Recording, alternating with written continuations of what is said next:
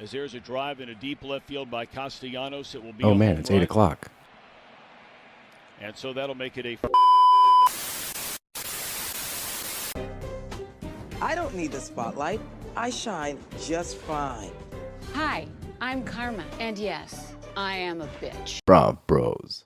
Good afternoon, everybody, and welcome back to another episode of BravBros, your favorite podcast from the bros for everybody, for whoever wants to listen. I am your co-host, Steele Russell, joined as always by the one and only Shooter Magooter. What's up, dude?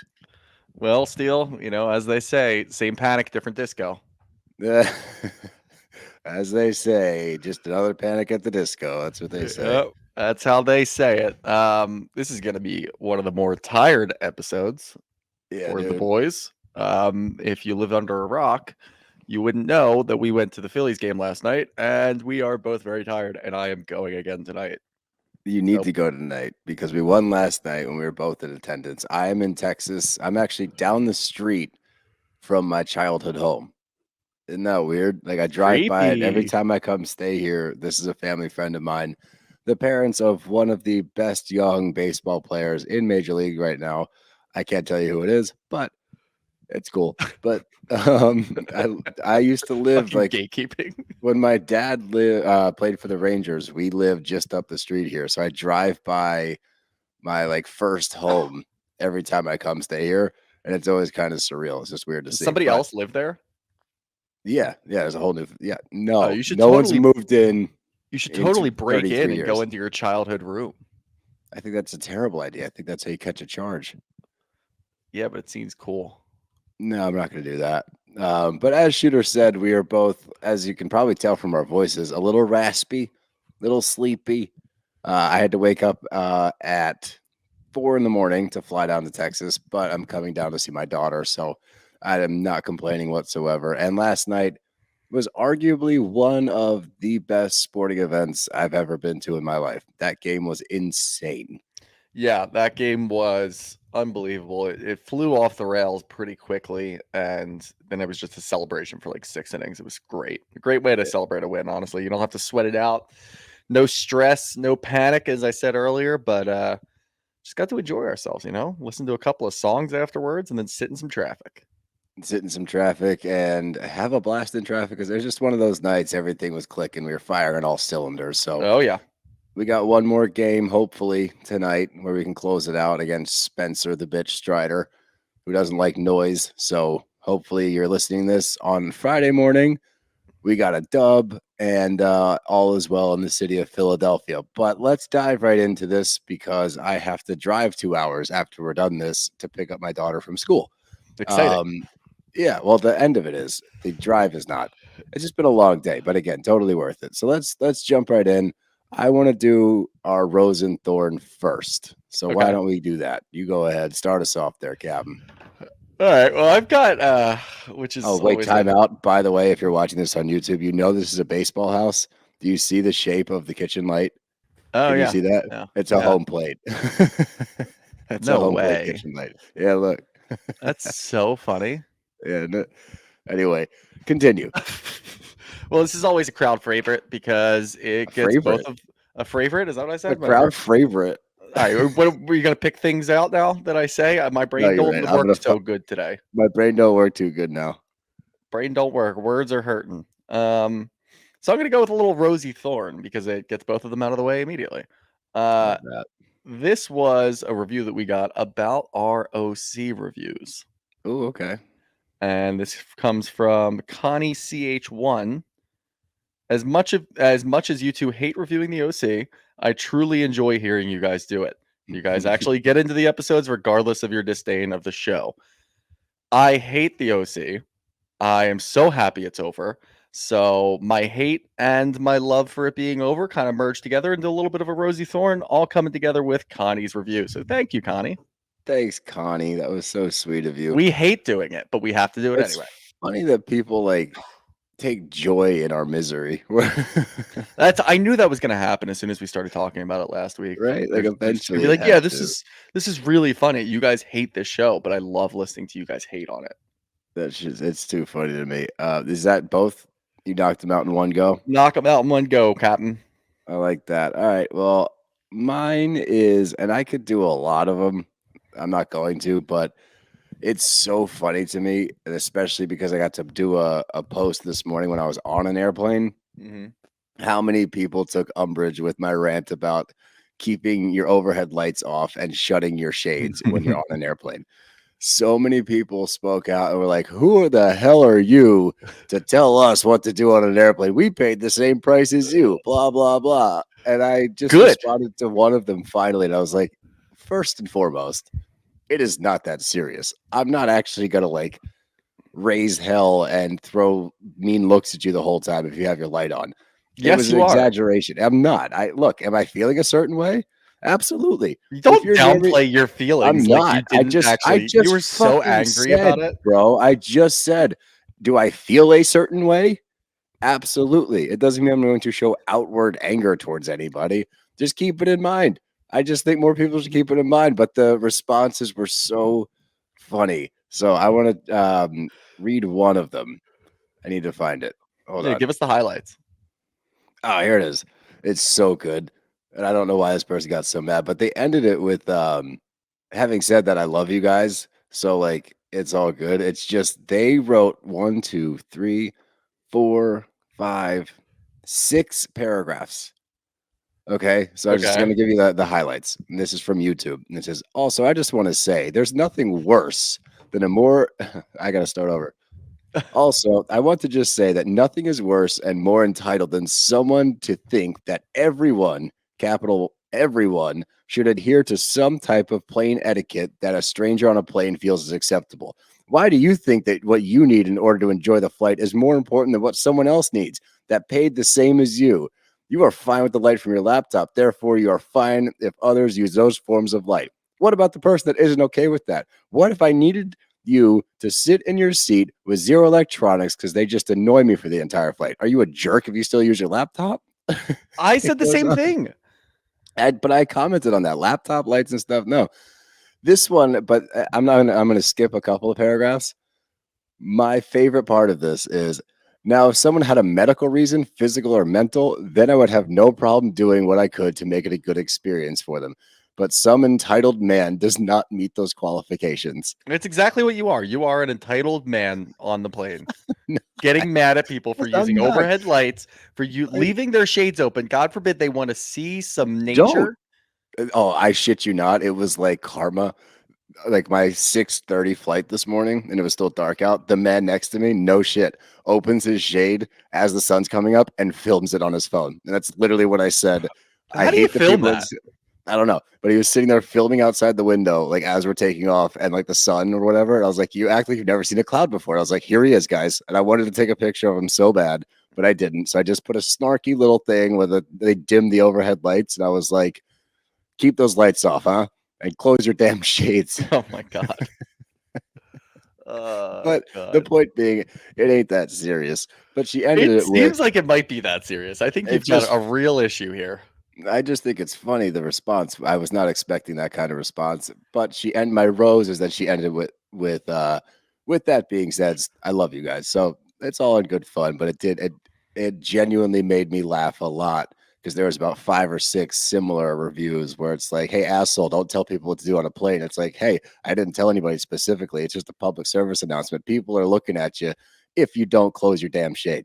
All right. That's all. That's my rose and thorn. Yeah, no, it's not that serious, but I'm gonna go on a quick rant about it. Yep. Not, you got served. You got served. Oh shit.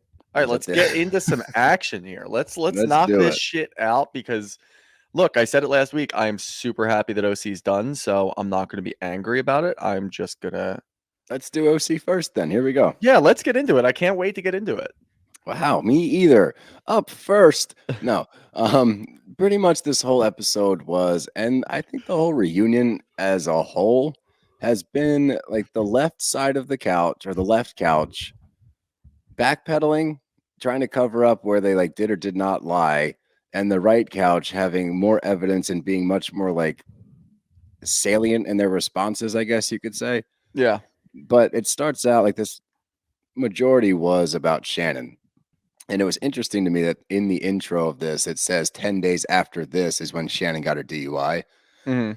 And then we get a couple more of the if you're struggling with alcohol, reach out to this number. But Shannon apologizes to Gina, kind of. Like we finally get her to say sorry to Gina. But the whole interaction, like that's kind of how it ends before they break for lunch. At no point did she really just like bite the bullet and say, "Hey man, I'm sorry for what happened." And then we go like into the back room and Gina's not happy with how it went. And Shannon is walking off the stage going, "I know I'm doing a horrible job. I'm doing terrible." Like Not only that, but Shannon walks right in, and of course she goes talking to Tamra. And we, at the very end, before they broke for lunch, we got a half-assed, you know what, maybe I shouldn't have said that from Shannon. But as right, soon as she goes and she starts talking to Tamra, she goes, "Shut the fuck up, Gina. Like, why are you right. talking so much, Gina?" It's like, clearly you are not sorry for what you said. You don't remember even saying it. It's crazy. But going back to the disclaimer that they put out there about Shannon's DUI happening 10 days after this, blah, blah, blah. Again, I kept waiting for more and more talk about Shannon's drinking. And like, yes, it's here and there, it's here and there. They're just covering their ass because they're That like, is what they're doing. because Shannon got bodied this whole fucking episode. Yeah, she And I did. think they were like, all right, people might feel some type of way about this because we need to give her grace, like we talked about weeks and weeks ago when the news broke. I think Bravo was like, we feel kind of bad. Shannon had a DUI 10 days later and she got roasted for like a good half an hour up there. So we kind of have to throw this up there in case there's like some sort of trigger warning. But the two aren't correlated. She deserves to get bodied because it was all about her actions throughout the entire season. The things that she said, the way that she talked to people, the rumors that she was spinning. Like she deserved to get attacked that time. And nobody was helping her out, rightfully so. Good shit. But the It's disclaimer, impossible to help her. you can't help her. Even Shannon can't even help herself. Like it's just you're out there. You're just out in the middle of the sea, just getting eaten by sharks at this point. Shannon fell But off the parasail. but it's interesting because it cuts to Jen's dressing room, and it's almost like a foreshadowing because she said, Tamra told me that Shannon collects cards for things that she's done nice for people in the past and will play Yeah. those cards in the future. And then cut to like Shannon and Tamra's like hyping up Shannon, like, "No, you got this, girl. Like, we can do this." And it's like, there we have another example of Tamra talking shit. And then immediately we cut to the other scene and it's Tamra acting nice to Shannon. And it's a great foreshadowing for what we get later between Tamra and Heather. But back to Shannon, we get kind of a recap of her whole season with John, like the clips of them two together and like the list of red flags, honestly, because it goes through the clips of her saying, the paralyzing arguments. And yeah, we have problems like normal couples. We fight incessantly and he won't stay at my house and I pay for everything like all normal couples do. Yeah. And the weirdest part, and I still can't get over it, and it still doesn't make any sense to me because it all gets unraveled on stage that everybody in the group was talking shit about John and Shannon and not even really talking shit. They were just echoing what they'd been told by Shannon. Everyone on the stage goes, "Yeah, like we have all discussed this." And still, Shannon points across the room at Heather and says, like, "You're the driving force behind this." And I don't understand. And it finally dawned on me. And I think that this rings true. All right. I think that Shannon, once her and Tamra squashed their beef early on in the season, I think that she leans so heavy on Tamra just for like support because she has none from anybody else, really. Like John's her quote unquote support system. Yeah. He's not actually doing that. Her kids are off to college. She's going through a lot. Obviously, she's struggling with drinking as well. So I think Tamra has been that constant or consistent shoulder to cry on for some reason. So I think that she takes everything that Shannon says so seriously that she's like, "Oh, that must be the truth. I'm just going to roll with that because it gives me some kind of direction and some kind of person to lean on through this whole thing." Tamra keeps saying Heather's the driving force. I'm just going to continue to hammer down on Heather. Yeah. No, I think that's a really good point, and it does get tiresome. And I know that I will say this reunion episode was way better than the first one. This was this was genuinely a decent reunion episode. I didn't have a Because problem people with were this one. able to talk. I feel like the first one you had Tamra just yelling over people. Tamra even got to the point where like she didn't really want to be involved at all. Anytime that Andy brought her into anything, at one point she told Andy to fuck off. Like that's Oh, we'll get to insane. that. Don't I you know. worry. But like, I think it was a little bit better, and I think it was because we were allowing people to talk, and that's a bad thing for Shannon because we're letting Bad thing Shannon for talk. Shannon, and it's a bad thing for Tamra. And I think that's what happened is Tamra got buckled last week when she was Yeah. getting things thrown back at her, and now she's playing defense, and she's like, I hope I don't have to get involved in anything else because they keep coming up with evidence. And if we know one thing, it's Tamra Judge does not do good with evidence. Nope. Because it always contradicts. I am not great with words today. Nope. Contradicts. Words are good. Yeah, words are good. It always contradicts what she's saying, and people have actual evidence. We have audio footage. Is that what it is? Audio footage.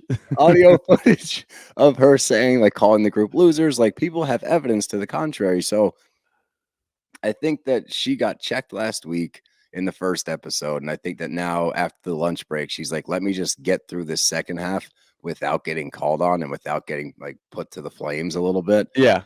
So I think that's what we're seeing out of her. But we dive more into John and Shannon and what's going on with them recently. And we get a clip of John kind of, I'm not going to say professing his love to Shannon, but definitely finally giving her what she wants. She's wanted this whole time. Says, I feel like we can take this relationship deeper. And we finally get him to like nail down a commitment.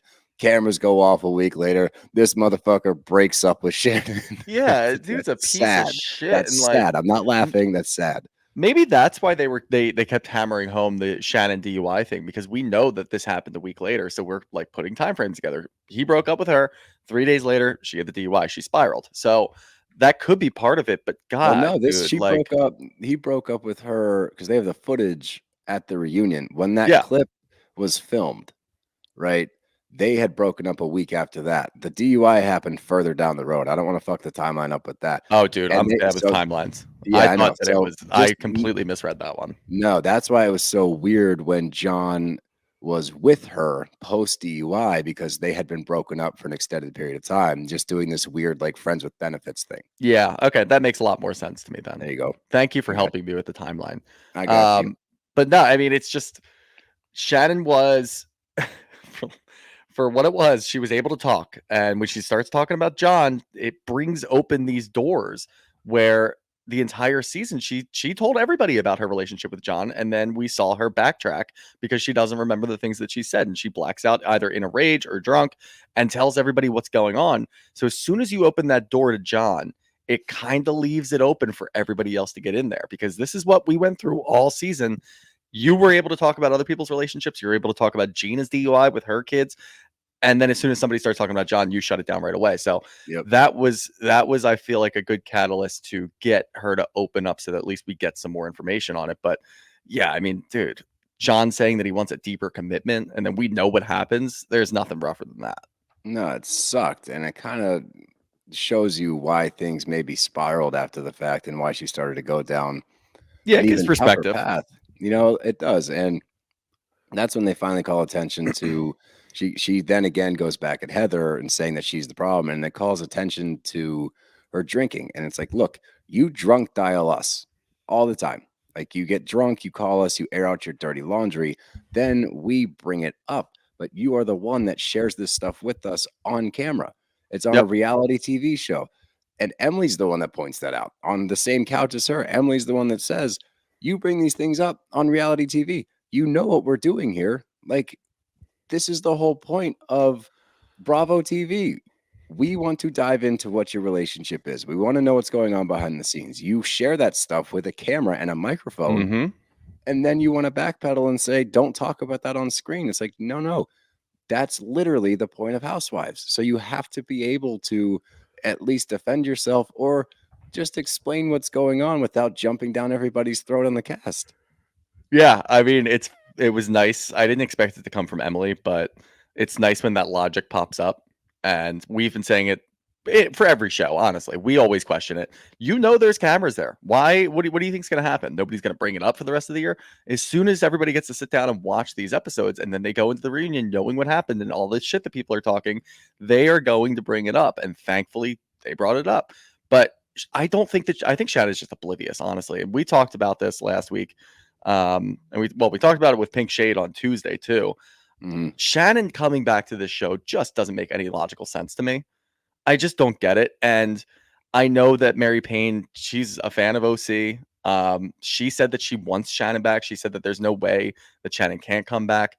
I just don't understand it. Like, I get it. It's your only source of income, but Jesus Christ, like, you're going to go on this tour for the Trace Amigas and go and do, and like, they're going to whoop it up and do shots. And you're just going to stand over there like you're going to outpatient and going through all of these things. It just looks like she's spiraling, and she just looks like somebody who, well, you just changed the camera on me. Yeah, this one's better. I forgot to do it. Well, that fucked me up. But no, yeah, it's just, it was nice to see that Emily kind of pointed that out, because it holds you accountable for what happened. But again, I don't think Shannon cares. I do not think that she cares at all. See, I disagree. Well, maybe not. Maybe cares isn't the right word, but I just think she's completely oblivious to that. And like, even if she's not drinking, I don't think she remembers the things that she says. And it does not help that there's cameras there. It looks like she didn't rewatch the season, if I'm being honest, because I don't think that she had any knowledge of the things that she said. She looked so they deer in the headlights when people were bringing things up to her. She's like, like, no, like we have camera footage, audio footage, as you said, right? And that's the audio. We have audio footage, and like the thing about it is, I don't know, and it could honestly be drinking related. Like, I know you say maybe she just forgets things. Like, I don't know. I think that she watching it back, or maybe trying to watching it back, was difficult for her, because she had moments where she's like, shit, I don't remember doing that. Shit, I don't remember saying that. That has to be tough to watch. And I think that we finally get a moment where, and this is why I say I do think she cares, because we get a moment where she finally says, like, you know what? I'm embarrassed. Like, I'm embarrassed about watching my scenes with John. I'm embarrassed about, you guys ask, like, do you see the way he looks at you? And like, I noticed the way he looked at me, of course. And I know the way he talked to me. And looking back on those scenes, like, she has that, I guess it's kind of an oh shit moment where it's like, man, maybe these girls were right. But it's almost like she's so shrouded in shame, or that she's so embarrassed by it, that she can't just take the wall down and be like, you know what? Maybe everybody was right. Maybe you guys did have my best interest at heart. Maybe I came on too strong and I'm the asshole a little bit, but I was only being an asshole because I was trying to protect myself. And I wanted this relationship to work so badly that I was willing to overlook all of these things. Having watched it back, I can see where you guys are right. I'm sorry for my behavior. Let's move forward. But instead, she gets close to that. She gets so damn close. And I'm like, come on, Shannon, breakthrough moment, and boom, puts her foot in her mouth, points a finger at Heather, points a finger at Gina, says, you guys need to stay out of my shit. You don't get it. And that's when we get the, like, do you know what I've done? Do you know what I've done on this show? And then multiple people point out, Gina went through a DUI on this show. You wanted to talk about taking your shirt off when you were 30 or 40 pounds heavier. Emily talks about how she stepped on a scale at Tamra's gym and how that was difficult for her. So literally everything that you're trying to use as evidence, other people have done. This doesn't, like, you're not special. You're not giving any more to this show than anybody else is. And I feel like that's kind of like a Tamraism, honestly, because I feel like that's how Tamra operates. Tamra thinks that she gives so much to the show, but we never get anything out of fucking Tamra. We just see Tamra spilling, Jesus Christ, stirring the pot. Yeah, words are tough. Stirring the pot and like not sharing anything personal, never getting too deep. Yeah, everybody on this show has done everything that you're doing right now. You're not any different than anyone else. So stop acting like you're holier than thou. Stop acting like you are like OC and you've done more than anybody else has. And I'm happy that she got called out for it, because that was kind of like a running thing where she would say something and then she wasn't held accountable because nobody else is speaking up. And that's why I feel like this episode was a little bit better, because we got people finally standing up and growing a fucking spine. Like, the whole cast, for the most part, finally grew a spine and started calling people out. And that's what you want for a reunion. Absolutely. I think I'm talking myself into the fact that I actually kind of liked this episode and it wasn't that bad. I liked. I said that earlier. I said this was a decent episode. I didn't. Did you watch it on the plane? I did, dude. It was so funny. I'm pretty sure that the two women sitting like back left of me, I don't think they knew who I was, but I think they were aware that I was watching Orange County and taking notes about it. So funny, because I kept kind of like feeling them over my shoulder. I would like kind of glance, and they were both looking, and then they like look away. And I was like, they're definitely like, this guy's taking notes on Real Housewives right now. Like, what the fuck is No, this you man know what doing? It probably was? It's because it was 6 a.m. and it was dark in there and your screen brightness was turned all the way up. And they're No, like, no, this was what no, a piece of shit. You know what I did? Because I had a connecting flight. You know what I did the first flight? I slept. You know what I did my Smart. second flight at 9:30? That's when I watched because I'm a considerate person. Anyway, your segue was perfect into Tamra because that's when she takes center stage finally. Yeah. And we got a little bit of it last week, but this was a chance to really put her feet to the flames and try to make her or force her to answer for some of the shit that she's done. And it starts out with, you were the one that was pushing the narrative of Shannon's relationship for the majority of the season. Mhm. And she immediately says, I never talked about her relationship. Well, let's roll the footage. And we go clip to clip to clip to clip of her talking about Shannon's relationship.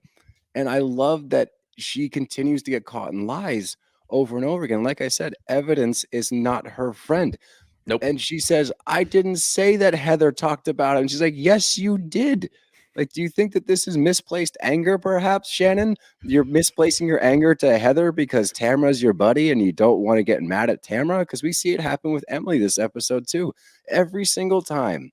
It's so confusing. Every single time that left couch gets put in the spotlight and says, hey, Tamra said this. They look at Heather and go, yeah, but, and I am so sick of the yeah, buts. And Andy points out, Tamra, why is it okay for you to say these stories about John? And at the end of the day, you still come out here on stage and say, you know what, but John's a good guy. And from everything we've seen, John is not a good guy. No. But meanwhile, you have no issue eviscerating Ryan in front of Jen. And yeah, is there evidence? For sure. Yeah. We have evidence, yes, but there's evidence of John being an asshole as well. So I think that's a valid argument. Like, no, there's not dick pics involved, but there's emotional abuse involved. There's this man calling Shannon fat, making her pay for everything. And then we get that. We're like, he called you fat. Shannon's like, no, he didn't. Emily's like, you told me that. Heather's like, you told me that. She's like, you guys heard me wrong. It's like, what the fuck, man? No one heard you wrong. That's that. As soon as she said that, that's when I said to myself, there's no way that she rewatched any of these episodes. She has no idea. She has no fucking idea. There's clips there. Everything that you have said on camera about John is on fucking camera, and people have watched it and they've stewed over it and they have it ready to roll. They wrote it down in their notebook on their 6 a.m. flight this morning. They know what's going on. And she still is like in complete denial about it. And I was kind of crossed up a little bit because I didn't know if I should feel bad for Shannon, because obviously there's a lot going on there and like mentally something's not clicking. But at the same time, it seems like she doesn't care enough to be like genuine to anyone. So I kind of don't want to feel bad. I don't know. I have a lot of feelings about it. I hate the conflicting feelings about things like that. It's weird, but I think that a big part of it does tie into the drinking aspect, especially if she is drinking heavily during all of this. I think that it's hard to rationalize her thought process. I think it's impossible to know where she's coming from, because I genuinely think that's why she keeps getting like caught in these weird moments where she doesn't have a response. And she's like, shit, I don't really remember that. I can't really comment on that. So I'm going to play weird defense for a while and hopefully I can spin something. And she got to the point where spinning stuff wasn't working. So she broke down and started crying. And I think that's when she got overwhelmed and emotional. And she's like, I don't know what to say anymore. But moving on from that, we get like an Emily and Tamra thing. And they've reconnected this season and have become friends. But we get more shit coming out where it's like, well, didn't you say, oh, no. But then we get something about a live show and how Shannon didn't want anybody coming to the live show. And Tamara's like, well, yeah, because you said you didn't like Emily. You didn't want her to be there. And she's like, that's not what I said. Stop putting words in my mouth. And we get another Tamara thing. And it immediately jumps to apparently Heather said that she didn't like Emily and Emily shouldn't come back to the show, or Emily's an asshole and shouldn't be, or should be fired. And she's like, I never said that. Where'd you hear that? And it's like, Tamra, it's like, God damn it, guys. How many times are we going to do this? Do I think that Heather Dubrow is spotless and has never said some mean shit about the cast members? No, absolutely not. Could some of these things be slightly true? Like, has she made an off-color comment here and there? Yeah. Do I believe it's as vindictive as Tamra paints it out to be? I truly do not, because we have too much evidence to the contrary. Yet here we are. Another thing is said. It's another defense for Tamra where it's like, I didn't say that. And then two other people like, yeah, huh? And Andy starts jumping in and he's like, yeah, you did. Did you not tell your entire audience for 2 T's countless mean things about every woman on this cast. Well, did you not say that? And she said, we're not talking about that right now. Fuck off. And I was like, maybe that is the nail in the coffin. Maybe that's enough for him to be like, all right, you're not going to disrespect me on my stage. That's not going to happen. I'm calling you out on your shit. You need to answer for it. And it's so funny to me that Tamra picks and chooses the time in which things are allowed to be used, right? Anything that anybody else says in the past can be used against them constantly. Whenever That's her whole MO. whenever she wants. Yep. I know. That's her whole entire MO is I'm going to save this for later. Andy brings up a very valid point because guess what? There is audio footage of it for multiple episodes that you can pull up and say, here's her talking shit about Emily. Here's her talking shit about Shannon. Here's her talking shit about the whole cast. We have that. All of your stuff is hearsay. I heard her say this. I heard her say this. I'm going to plant this seed in every other cast member's head to try to flip this whole cast against Heather Dubrow because I'm the head bitch in charge and I want to make sure everybody knows that. And then she tells Andy to be quiet. Andy to be quiet. I just don't understand that. Like, how are you going to sit on that fucking podcast? I was wondering what Andy thinks about her podcast. Like, is it good or bad? And I think in that moment, we kind of see it a little bit because he used something that came from the podcast against her, which we wanted the whole time. Finally, Heather knew about it. Her talking shit on the whole cast, calling them all losers happened on the podcast. Tamra doesn't see it as relevant information because it's something outside of the show. And it's like, exactly. Just fucking own it. Like, we know that you said that. Like, that's probably like the biggest issue with Tamra. And that kind of, can you repeat that sentence again? Dude, do you think that I know what I just said? Just fucking own it. Yeah. Oh, okay. Because she says that to Heather. She says that same sentence to Heather. Just own what you say. And I was 30,000 feet in the air, and I almost threw my notebook to the front of the plane. I was like, you've got to be kidding me. How the fuck can you sit there and tell anybody else on this planet to just own what you say when every time something's presented to you, you said this, your immediate argument back is no, somebody else said that, I was just repeating it. That's her go-to. It's like, fuck you. You're going to tell Heather to own it. Then you need to own it instead of pointing the finger and saying, you said that first. It's like, no, I didn't. No, I didn't. You said it. And then she goes, shut the fuck up, Andy. So fucking funny. Like, we caught you in a lie finally, but every time that she gets caught doing some dumb shit, every time that she gets caught in a lie and it's verbatim what she said, and there is audio evidence. Now we're just audio everywhere. Audio evidence of your podcast talking shit on people, doing this and that, like knocking people down and then spinning it and saying that someone else said it makes no sense. That is the dumbest strategy ever. I thought that in the beginning of the season, I thought maybe Tamra's going to come in. She's going to be a smart shit stirrer. She is the dumbest shit stirrer because there's evidence of you saying those things. And then she spins it and says, well, no, it was just an inside joke. Inside jokes for podcasts make zero sense. No, how are you connecting to your listener? Like, you, for all intents and purposes, you walked into that podcast and said, hey, yeah, look at all these fucking losers. I can't imagine being on the show with them. Ha ha ha. No, I was actually just referencing a secret that only me and Teddy knew about that Heather said over here. It's like, no, you're an idiot. That's not how that works. But I'm happy. I think Andy finally showed up. And again, like, I think that I was just watching this episode a little differently because last week I was just annoyed. But I think Andy finally showed up and he was finally holding Tamra accountable, which is exactly what we needed for that reunion and exactly what Tamra needed because we get to see how she operates and she gets called out. She does not like it. And it doesn't matter who it is. You're going to tell Andy to fuck off? No, you don't do that. You don't do that. You don't tell Daddy to fuck off. Nope. You're going to go ahead and make a full-time job out of that podcast if you do that again. Well, we got through the whole season. I didn't even watch the last 5 minutes where they're like, what are you guys going to do next? And like, is everybody okay? Because I genuinely didn't care. I got done the meat and potatoes of it. I was like, I'm spent. You didn't miss anything in the last 5 minutes. It was just them doing tequila shots, of course. Sans Gina. Gina did a Red Bull shot, which is disgusting. And they, a lot of fake niceties. And the end of it all, which you probably missed, is Jen and Tamra were walking off stage. And Jen stopped and looked at Tamra and said, we're done with all of this, right? We're not going to talk about this anymore, right? And Tamra said, no, we're absolutely done with all of this. I'm not going to talk about Ryan or your relationship. I'm sorry. I want to be friends with you again. I want to put this all behind us. And then they fake hugs, but you can tell Jen is like trepidatious. Is that the word? We doing that? I'm making up Sure. words now. Sure. Yeah, I'm down with trepidatious. Jen is very cautious going into it, and you can see in her face when she's giving Tamara a hug, like she's not pleased. She is not happy. She's gonna go home and she's gonna rip Tamara apart to Ryan.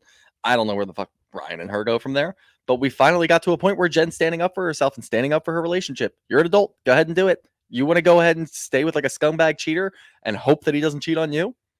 Have fun. Good luck. Have fun. Yeah. But I think the sum it up the best is like, how many times have we heard that same sentence out of Tamara's mouth, and then she goes on the podcast, gets a little riled up, and then just starts spewing nonsense. So I think it's a matter of time. We didn't get a Heather Tamra makeup, which I'm happy about. Well, there's no need for it. Like that bullshit where they were like, I love her. She's like my housewife vampire or whatever. Like she brought me on the show. I'll always love her, whatever.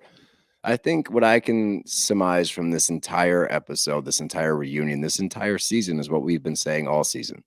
None of these women are actually friends. Nope. And it was so clear this episode because none of them can get on the same page. They think that they're like about to say something that's going to blow the whole thing open and they'll be able to like smooth it over. And instead they it's clunky.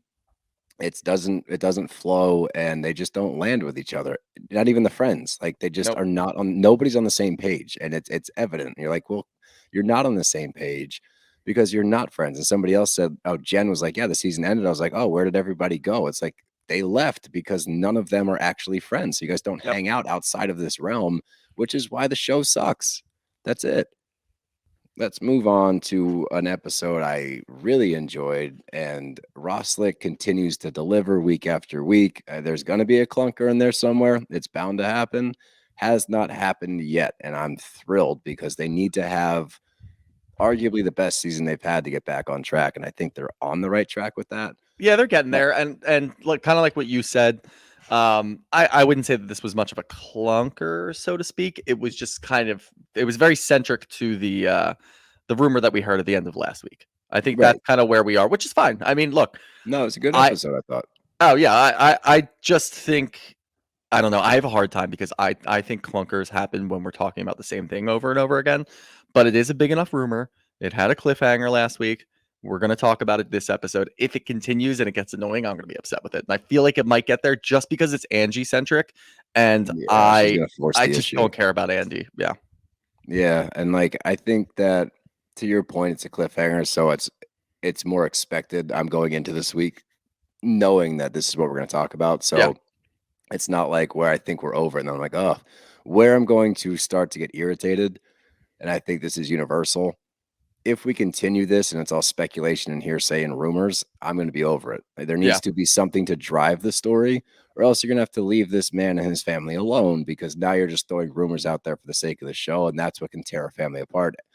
Regardless of how we feel about Angie, nobody deserves to have their family questioned, their family torn apart. It's bullshit. It's not fun TV. There's real ramifications for this stuff. So it's like, all right, if there's evidence, all right, let's go. If there's not, leave it alone. So it's got maybe a half an episode longer. I think if they do this for a whole episode next week, it's going to run its course. But if they bring some new evidence to it, that's a different story. But let's jump right in. We start out with Meredith and Angie, and it's like the aftermath of last week. They're still at the party, and she comes up to her and she says, you're spreading rumors about my husband. And this is where Meredith gets off the hook. And I realized that when she said that, Meredith doesn't spread the rumors. Meredith spreads that there is a rumor. That's what she did with Lisa as well. She alludes to things, but she's not the one that says it. So she kind of protects herself in that aspect, only to the point in which she is able to kind of walk away from it and be like, I'm not doing this because I didn't say it. And technically speaking, she's right. She's still fucked up for it. Technically speaking. But she did more than she did last year when she was talking about rumors about Whitney or Lisa. All she was really doing was saying, like what you just said, I've heard rumors. I can take them down if I want to. Between the drunken conversation that she had with Lisa outside of the restaurant when she had her meltdown and she did her Gandalf voice about not passing. I talk about husbands. About her husbands. That's gonna be me at fucking 11:30 tonight. But but no, it's she almost explicitly said it there, and she apparently told Whitney the same thing about her like not specifically about what her husband was doing, but alluded to the But husband, which is she more just than what alludes she's to done the before. husband, though. Nah, Right, but 'cause it's a little more specific. Is it? I think she just Like, last year generalizes about rumors out. There's rumors out there about her, and it's like, what are the rumors? I don't know. You'd have to ask No, her. because last That's year where she she alludes to was. the jazz tickets and, like, some favors being exchanged, and then Whitney said the jazz tickets.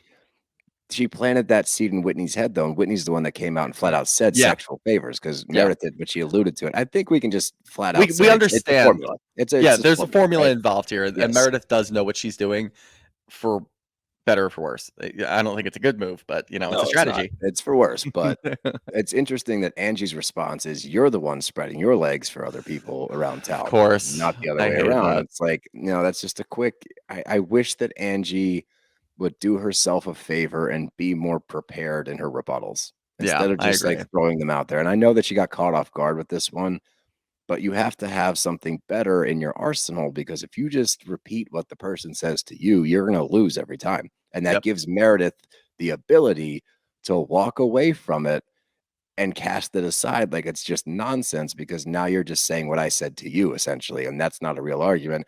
You're not going to talk to me that way. I only talk to people who respect me. So I'm going to remove myself from this situation.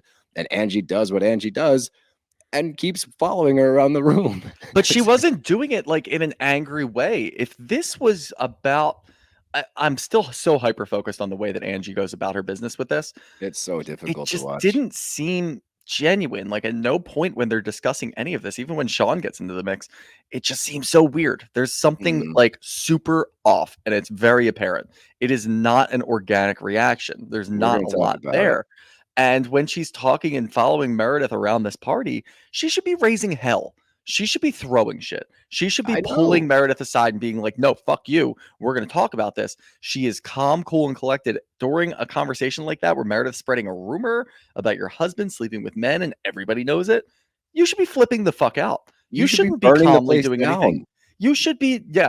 And I don't even think that like her talking about Meredith spreading her legs for other guys is even like a sort of like an emotional reaction to anything. She's just like, I don't know. There's just nothing there. It's like It didn't it's seem emotionally charged. It it's seemed just like so I need to think weird. of something on the spot. Let me think of something and just throw that out there. I agree with you. I If can't put this my was thumb on it. It's just so weird to watch. And like, it just seems not genuine. yeah, it seems not genuine. It seems like, look, I mean, if you had to ask me gun to my head, I think it's true just based off of her reaction. Like, I Hot have take. to say it. Hot take. Well, I don't know if it's much of a hot take. Like anybody watching Angie's reaction to that, you can put that up against another couple, somebody walking into that house and saying, "Hey, I heard that your husband's sleeping with men." Another wife would punch her in the face. You said that's this what I'm last week. saying. You said that it would invoke some sort of emotionally charged reaction. We got Yes, instead of nothing from a Angie. calm walkover and like, can we talk for a second? It's like, no, you need to drag her by her hair and say, what the fuck did you say? Like, You're also just not even on good terms with Meredith. It's not like she's like a good friend and you want to go over and like give her the time of day and go talk about it. You and Meredith are fucking mortal enemies at this point after Trixie's motel. You're going to walk over there and calmly, you're going to whatever. You're going to calmly go over and talk to her? Like no, you're going to go over there and like freak the fuck out. It's just weird. I don't know. It made me feel really weird. Well, I it's a still feel great weird. segue into the Angie and Sean scene, and it's the morning after, and immediately, and it's to your point, like when she's sitting there alone and like making the bed and sits down at the end of the bed and looks all somber. I'm like, you practice this, like you Yep. practice this scene, and Sean comes in, and look, I feel for Sean, especially if this is not true. Like this is a scathing indictment of his character because and I'm more so focused on the infidelity part, right? Like the breaking up of the family. The fact that it's with men, I think, is irrelevant as far as like he's cheating, right? If this man, and then the other part is, it calls into question his sexual orientation, which if he is gay, like that's a whole outing thing. Like, there's a lot of layers to this. Yeah. My sole focus of what the most fucked up part is that they have a child. And he brings that up immediately. Like Elektra is going to hear this. And like that stung because I was like, damn, like that has to be really difficult. However, And I think you caught it too. As he's there, like sitting there crying, and Angie's like consoling him. I'm like, this just doesn't Consoling. seem that real. No, Like, it seems like a doesn't, fucking play. It seems like a poorly right? written play. Like somebody wrote these lines for them and they are terrible actors. That's how I felt during all of this. That's how I feel anytime that Angie's on screen these days. It just seems like there's something, she's robotic. There's no real emotion there. It just doesn't seem right. There's something off about this whole thing. And even when he I'm glad started you picked up on crying, it too. yeah, even when he started crying, it didn't seem like the crying was genuine. It's like he had to work himself up to cry. And then And the I'm line where he's like, I've been working so freaking hard to be her hero. And I'm like, it's a nice sentiment, sure, but like it seems forced, man. Like it just seems like a forced line. the only And that's thing that mean to made say. sense. I feel mean saying that I genuinely know. because I I feel feel bad really for him, bad. I feel right? really bad for But him. I'm just, this is what we do. We got to pick apart the scene. And for me, I'm just, that should have carried so much more emotion if that's actually like those two having this really difficult conversation. Just, and I'm trying so hard to be sensitive, because if this is all like, if this was a genuine response, this is a genuine conversation, like I feel like such a dick right now. But it was lacking something for me, and Yeah. I think you caught it too. Yep. I fully agree with that. It was definitely lacking. But the funniest thing to me, she says, we're Greek Orthodox, and in our religion, like for Greeks, infidelity is a really bad thing. And I'm like, In every religion. that's every religion. That's like one of the tenets of all religions other than Mormonism. Back I in can't believe like the fundamentalist Mormons, who are like sister wives and stuff like that, is different. And I know that's not the same as Mormons, but infidelity is across the board a negative, dude. Like that is never cool. Anyway, let's move on. We get to see a scene with Monica. I really like this scene of her with her kids and getting ready for school and the single mom thing, because it paints You think she's going. playing it up a little bit? Going See, I like don't. dropping off in the like No, pajamas and stuff? No, you that's think it's fully genuine? because here's why. Seeing it juxtaposed immediately after a scene in which I'm questioning the validity of it. Seeing this, I'm like, no, this seems genuine. And maybe she played it up slightly for the cameras. I think that's expected for all of these I'm women in waiting front to of the camera. see. Yeah, I'm waiting to see if I feel the same way in a couple of episodes, because I'm kind of honing in on that. I think that she's playing up the like middle class single mom thing, and that's like going to be her identity, and that's where she's But going I'm to okay with feel it, like I guess honestly. I'm okay with it because it's way different. You know what I It's mean? Like different, and like this scene to me, this felt like a genuine morning in her household for the most days, where it's like, fuck, I got 4 kids. Let's get everybody up. We got to yeah. go to school, guys. You got to eat breakfast. And then they're in the car, and she's like, she said the B word last week, and she's like, no, I meant to say boner. And I let out an actual chuckle on the plane. I was like, whoa, where did that? And she's like, where'd you learn that word from? She's like, no, boner's not a bad word. She's like, yeah, it is. She goes, you're right. Boner is a bad word. And You like, just said it like 10 times. I was I know. cackling. No, but no, I thought that was a genuine scene. I did, and I actually really enjoyed it. But the next scene is Lisa and Jack, and they're getting pedicures, and she's struggling with his choice to go on a mission. And look, I think it's cool he's going on a mission. I think it's weird that he's about to go on a religious mission and has never read the Book of Mormon. He's never been to temple. He's never done a lot of things that I would expect you would probably. Clearly you don't have to do these things. Yeah. But I would imagine if you're going to go and preach the Book of Mormon and try to convert people to Mormonism, you should have already read the Book of Mormon before making that decision to go on a mission, no? Yeah, you would imagine. Now, I don't know if that's the type of mission that he's going on, because I couldn't really tell The either. only mission that there is. No, That's that's what a not true. mission is. You go No, 2 that's not years, true. according to Heather. There's like Habitat for Humanity, which is technically a mission. That's Like not a you'll go over mission. It That's not a is. religious mission. It's This is a through the mission. church.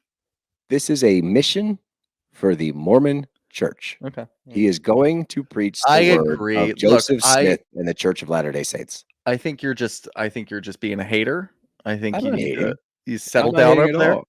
Hater. I think I'm Haterade. using sound logic. If you're going on a Mormon mission, that you should know the Book of Mormon front to back to preach the word of Mormonism. I think that makes sense. I mean, I mean, look, religion is religion. Everybody's going to do it a little bit differently. Maybe if he just wants to feel closer to God through Mormonism, and he wants to go preach the good word of John John I'm Jacob not Smith. questioning the kid's faith. I'm questioning whether or not you should have looked into the Book of Mormon more before deciding to go on a You 2-year can read it on mission the plane with. ride. Oh my God, you're. I'll just turn on his overhead light and just read it the entire time at like 5 a.m. I'll hate him. But the funny thing to me in this scene is like Lisa's talking about how she is a Mormon, but she doesn't go to temple. She's like, I don't feel holy enough because I drink too much Diet Coke. It's like, well, the tenets of Mormonism say you don't drink and you own a tequila company. So I think Yes. that's probably the biggest thing barring you from this. Not so much your Diet Coke addiction and your fast food addiction. I think it's probably more the fact that you own a company that produces poison, according to the Mormon Church. Yeah. So I think that's maybe where the problem lies. But I feel for Lisa because Jack's an asshole. I'm just gonna say it because we saw some stuff last year, and he's 18 now. I don't care. We Yeah. saw some stuff last year where like she was trying to talk to him about his future or whatever, and he said fudge. I don't eat fudge in college or whatever. And then this year, while they're getting pedicures, she's like, well, clearly I must have made some good decisions. I must have been a good mom because you made this choice to go to the Mormon church. He goes, nah, that decision's all me. It's all me. You didn't do shit, mom. That was all your boy. So don't take credit for my shit. You're a bad mom. Yeah. Like there's a What a point weird of shot. like teenagers and like rebellious stages, and like maybe he's rebelling against his family by doing this, and Is that's this why how he's Mormons not. rebel? I'm going on a mission. Fuck you. I'm going on a mission and I don't know the Book of Mormon. Like I just need to pretty get the hell outta here. rebellious. Yeah. I think he Yeah. does. I think he's for whatever reason he's got some sort of like pent up aggression towards his parents or just his mom. And he's like, I'm gonna go on a mission. I'm not gonna go to college. You want me to go to college? I'm not going to college. I'm going on a mission over there. Well, you don't go to church. Who the fuck needs church? It's like, okay, like I don't know. Yeah, I got the same thing. I was like, all right, hard ass. Like, Yeah. All right. you're tough talking to your guy. mom. You're talking to Yeah, your mom, asshole. you're having a nice like self-care. You're getting pedicures with your mother and you're tough talking her pal. Like that's Yeah, just are you don't do paying? that. You paying for these pedicures or what? Exactly. Well, he does have whatever like wolf hand sanitizer, Fresh Wolf men. It's like I don't know, hygiene. We have Fresh Wolf in my house because they sent us a bottle. I know. But let's keep going. We get Angie and Lisa and Whitney, and they're discussing obviously the rumor. And Lisa highlights that she's in a weird situation. She's like, I'm trying to rebuild this friendship with Meredith. Mhm. And to Lisa's credit, she's like, whoa, I need to pump the brakes because I'm seeing this formula come back. We've seen this pattern with her in the past. She gets rubbed the wrong way. She claims there's a rumor. She holds on to that rumor and she stirs the pot and gets everybody to kind of look into that rumor and go against the person that the rumor's about. We've seen that time and time again. It happened to Lisa all last year with the jazz tickets and sexual favors for Vita Tequila and all of that stuff. And now we're seeing arguably the same exact thing with Angie to a T. So then we find out that Heather took it upon herself to invite Angie over to her house to clear the air. And look, if I'm going to break this down, they have a much longer relationship than Heather and Lisa, right? Yeah. Angie and Heather go back to high school. So there's clearly some deep we roots. know because they fucking won't stop talking about it. They talk about it every episode, but there's clearly some stuff in there that there's underlying tension for 15, 20 years where they haven't addressed this, where Heather clearly feels much more upset about it than Angie knows. And I think for Heather, it was important for her for like healing over time to get this out and be like, this is why I'm mad. This is what upset me back then. This is what upset me now. I want to be able to move forward with you. So I'm telling you all these things. Whereas with Lisa, it's fresher, right? But Lisa gets so upset that this conversation happened. She's like, I just think it's pretty weird that like, I went through the ringer last year for the past 3 fucking years and Heather's never said anything to me. And I thought it was going to die down a little bit. We get back to Angie and the whole point of what this conversation was. No, Lisa hijacks the entire thing. And she's like, this is bullshit. And I'm triggered. And Heather's an asshole. And everyone always wants to point the finger and no one wants to talk to me about it. And like, what about my feelings? And Whitney, of all people, is the voice of reason in a confessional. That's like, what the hell's going on? I thought this was about Angie. Why is Lisa the one talking about it? Look, I don't know. We've seen some sort of like evolution of Lisa Barlow where She went from being Meredith's crony to now she's got a spine of her own, and she starts talking and like standing up for herself all the time, and that's great. To everybody, But now, though. but Like, now it's now she's taking it even further than that. This has nothing to do with you, lady. You're just gonna put Zero. yourself in here and then get really pissed off because something's not going your way. We don't even know what the hell's going on, but you're gonna No. make this all about you. And I feel like that's kind of where we are with Lisa now. She's interjecting herself into the situation. She doesn't care about Angie. I don't think that she's friends with Angie, so I don't think that she really gives a shit, to be honest. But she's not going against Meredith. That was my takeaway from this. She's still not really going against Meredith. she's playing the middle ground where she's not going to get in trouble with Meredith. but Right, She's not going right. to come off as an asshole to Angie, even though she does, because she makes the whole thing about herself. But Yeah, and I just it's wonder still how long playing that's both going to sides. last. Yeah, She's gonna have like to pick a lane eventually. I That. know. And Meredith is the type of person that's going to press her and be like, "Whose team are you on?" Angie's not going to do that. She doesn't have the balls to do it. No. Meredith will put her up to it and be like, "Who are you going with? Is it me or is it?" Well, Angie Angie might put a hit out on your whole family if you don't, or make a T-shirt, or make a one of the T-shirt, two. or make a T-shirt. Whatever. which they're- Flip a they're- coin. They're comparable. Yeah, you know. depends on what I'm feeling. But we get a scene with Meredith and Brooks, and this was bizarre. And I don't know what Very the weird. intention of Bravo was here, because Meredith is talking about a car accident that she got in the week prior. And when she explains the car accident, it sounds horrifying. It That does. one side of the road was a cliff, the other side of the road was a snowbank. I thought that we were going to go off of the cliff. I thought I was about to die. Horrible story. Traumatic. She would have to go to therapy to get over like the potential of dying. But Bravo, the edit, accident, Meredith's car accident, accidents in quotes. Like the word accident, like her accident. I'm glad And you saw that. Yeah. it shows them in the snowbank. And then on top of that, the music behind the scene was like, like I was like, are they Flying making? circus? Yeah, I was like, are they making fun of what actually happened? Was it not that big of a deal? Like, why are they taking the time here to make this seem like Meredith is acting crazy when in fact she could have died according to her story? And it doesn't sound that far-fetched in Utah to be driving on snowy roads and like on one side of the road is a cliff and the other side is a snow embankment. Like that makes total sense to me. So I just thought it was really weird that they take this route of like, let's razz her a little bit. She's traumatized. Let's give her a little poke. I don't really know. I couldn't tell because I just kind of like looked up, and when the music started, I'm like, oh, Meredith lying, and that's just kind of where I drew it. But it is a really weird move for Bravo to do bizarre. that. I guess It doesn't make any sense. She's got to just be lying. I don't know. I trust Bravo editing. Bravo always does this the right way when they edit things in. I'm going to trust Bravo in this one and say that it probably wasn't. I don't feel like that's fair if this was actually an emotionally traumatizing experience in which she actually faced her mortality. That's a lot. Yeah, it's not like Bravo was there either. Like they might have a picture of the aftermath, but they weren't there the whole time. So no, it could have been way worse. It's just a weird route to take. Funny move.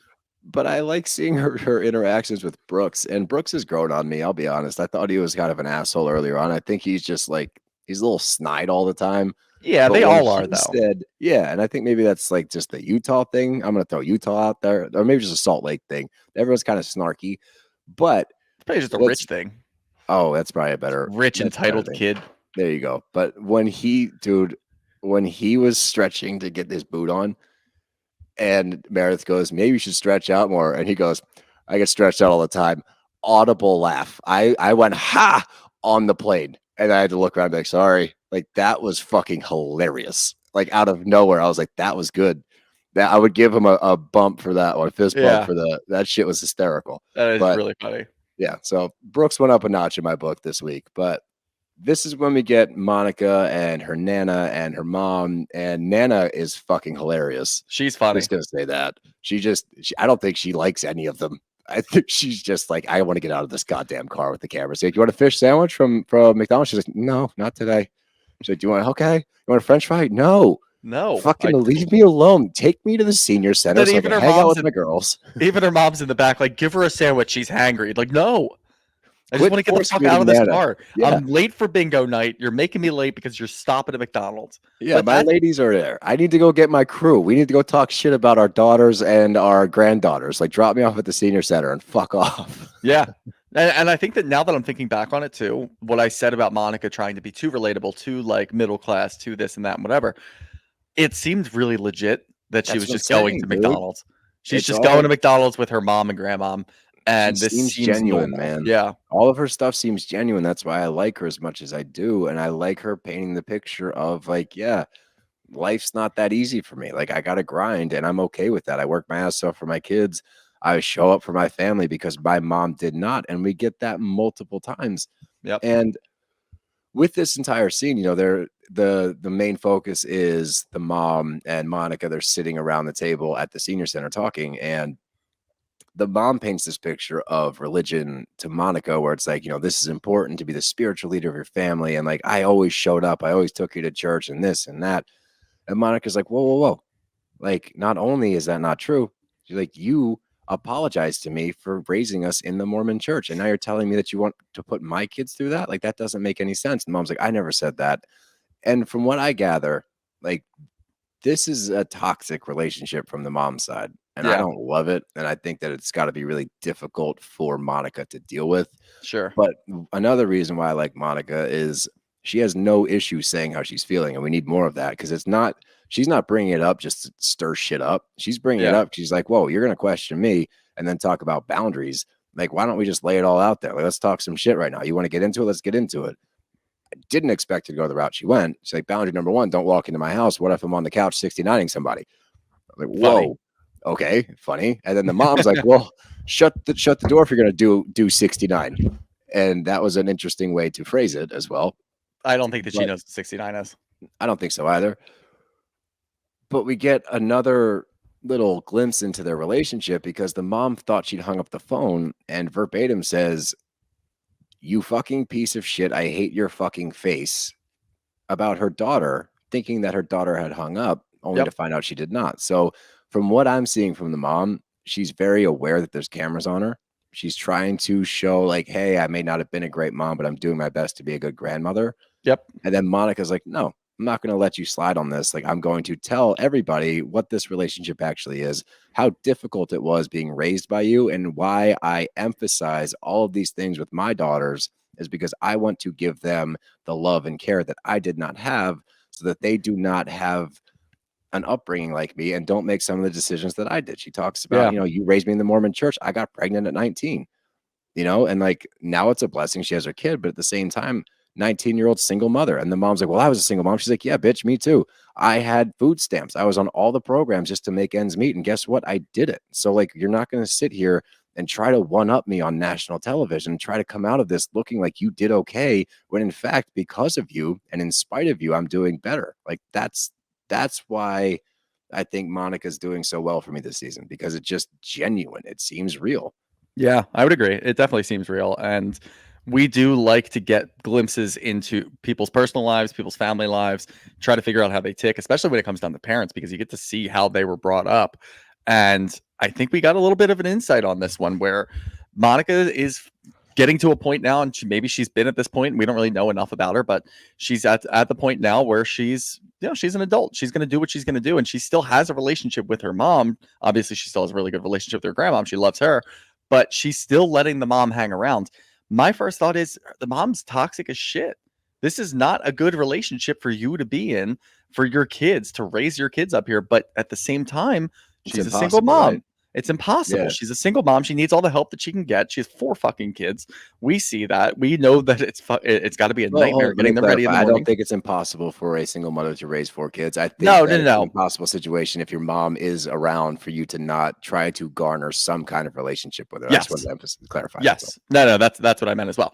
But I love seeing these things because, again, it gets to introduce you further into Monica. And it's not some bullshit story about whatever the hell's going on, like how we had through like New York, and we got to get to know all of them. You see it front and center. You get to see how the working relationship works. And I like that Monica's standing up for herself. She's saying whatever the fuck she wants to her mom. She's in that point of the relationship. And I agree with you fully that I think the mom is very aware. Cameras are on. I'm going to be way different. I'm going to act like a loving mom because I am on television right now. In Yep. reality, we can tell. We've seen enough of these shows. It's the John Jansen thing. It is. Yeah, Same it's the John shit. Jansen thing. Like, you can Same shit. tell right away when somebody's being authentic and when they're not. And that's why we have such an issue with Angie, because Angie doesn't seem authentic during all of that. Like, that's a crazy rumor and you're not being authentic during that. That's weird. It's Monica, bizarre. the way that she's with her mom, super authentic. Monica's mom, not authentic. It's very easy to point these things out. I think we're like experts at this point, I guess. Bravo experts. We got called. Oh, Mary Payne on Pink Shade called us Bravo experts. It's the first time I've been referred to as that. You know what? I might make a business card that just says Steel Russell Bravo expert. Bravo expert. I like that. Yeah. But the last scene is just it's Whitney and Heather skiing together, and I'm glad these two have some kind of relationship again. It's clearly not what it used to be, but I'm glad there's something there. Yep. But this was an interesting one for me because on one hand, you know, Heather's like, you don't have an issue with Lisa throwing throwing Jack into this whole thing and not really knowing the ins and outs of what a mission entails, which apparently you don't either. But like, and also the fact that they have had so many issues with the Mormon Church, Whitney and Heather alike. And on one hand, I get that. I get that Heather's like, no, it's our job now to speak out against this stuff because of the misogyny, the racism, all of the negative things that come with the Mormon religion that they have gotten past and gotten through. And Heather's written a book about it, and Whitney's spoken up about it, and Whitney wrote a letter to the church about it. And so I get where Heather's coming from. Like, it's almost our job to say something, or at least want to have a conversation with Lisa about it. Whereas I understand where Whitney's coming from, where she's like, I don't have an issue with it because at the end of the day, not our family, not our kid. So it's like, I don't know who to side with here. Like, I don't think either party's necessarily wrong on Whitney's end. Like, yeah. No, but you can have a discussion about it. And I think that what we want from Heather is to be able to have that kind of discussion without pushing her feelings on the Mormon Church onto other people. And we kind of saw that a few episodes ago when she is talking about Jack going on this mission. She's like, well, why is he doing that? Maybe I should have a discussion with him. Like, no, Heather, you shouldn't have a discussion with him because you don't know him. You're not like close to him. You're not really that close to Lisa as it is. So you're not going to sit down with her son and talk to him about what the Mormon Church has done for you. You've got a book. He can read the book if he wants to. There you go. It's a best-selling book. Go ahead and read it over there. But I think that we need to get to the point where Heather's allowed to have an opinion. Like, we understand it. We actually kind of value it because it gives you a little bit of insight into the Mormon Church and how it operates. A lot, actually. Yeah, and like that's what we want. And you and I have talked about this before. We want more of the Mormon Church, and I know the Mormon Church isn't going to release a whole lot of information to Bravo, but at the same time, the people on the show can talk about it a little bit more and share their opinions on it. I took this as more. I think Heather's coming back into form still. She's kind of trying to find her footing, but there are times where I look and I'm like, all right, Heather, like enough about you in the Mormon Church. We know how you feel. We don't need to go down that road again for the 10th time. You've made your point. It's okay. But you can share some opinions with Whitney, and I want to see that relationship blossom a little bit more. And I think that it's all about Whitney because Whitney we've seen her grow up a little bit in the last couple of years. She's standing on her own. I don't even think that she's close to anybody on the cast. Maybe she's close to Monica now, but she's kind of doing her own thing. No, yeah, she's on her own seemingly. Like, she's just kind of trying to stir the pot, but not intentionally. But I don't think any of them are like lumped up anymore. Like even Lisa and Meredith's relationship, that's trepidatious, as I said earlier about Jen and Tamra. It's a little shaky. I wouldn't point at two of the women on this show and be like, oh, they're inseparable. Nothing's going to break them apart. Like, as soon as Monica and Mary, honestly, because Monica would do anything for Mary's friendship. But as soon as Monica comes on the show, her only friend is Angie. She throws her under the bus, like right out the window. Really, it's a really good, I would say, like an example of how this is going, and I'm fine with it because it makes also pretty good TV. It's entertaining. Angie deserved to be thrown under the bus in that moment because she was being an asshole. So, like, it's not wrong. I don't know. Yeah, I agree. It makes for a great season. I'll tell you that much. It certainly does. But let's get to questions so we can wrap this bad boy up. Because Shoots has to get back down to the game. I do, and you got to start drinking so you don't get hungover. We're way late for that, buddy. Day late and a dollar short. Here we go. Let's start out with Mal Hardigree. Whitney has targeted someone every season. Will she ever get her own storyline? Yeah, I think she's getting a storyline this year. I think we're going to see her marriage and the issues that they have to overcome within their marriage. We kind of poked on it a little bit with Justin going back to work, but in the trailer, it looks like there's a lot more going on there. So I think she'll have her own storyline this year. Yeah, I agree.